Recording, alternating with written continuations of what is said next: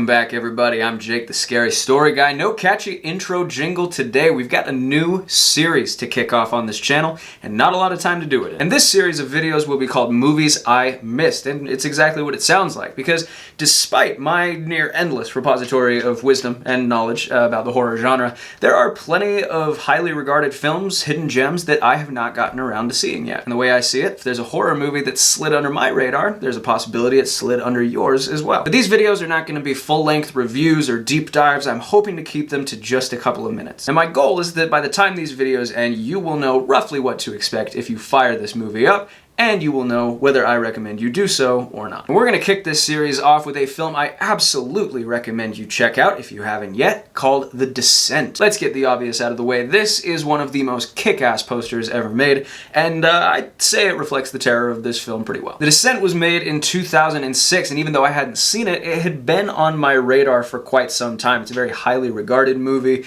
People often say things like, I don't normally get scared by movies, but this one did it for me. And that's fair. You know, depending on your own personal phobias, this movie could constitute some pretty unique nightmare fuel. So The Descent is the story of 6 women, all with slightly different accents, who, in the wake of a tragedy, decide to go exploring some caves together. Which I think is a decent strategy to get your mind off things. However, their choice of cave systems needs a bit of work. This movie is like 2 distinct horror movies wrapped into one. On the one hand, you've got the utter nightmare that is being trapped underground. Like, you want to get out of here? Well, lucky you, the only way is to crawl through that tiny hole that you might get permanently stuck in, or that might completely collapse on you and crush you, or that might send you careening off a 100-foot cliff. And I wouldn't necessarily call myself claustrophobic, but this movie made me feel like I was. At the very least, it'll make you think twice if you ever find yourself saying something incredibly stupid like, hey, maybe I should take up cave diving as a hobby. Because the way I see it, there are bad ways to die and there are worse ways to die, and this film will reveal to you that many of the very worst ways are found in caves. And that's all before we get to the second horror movie The Descent contains, which starts about halfway through the movie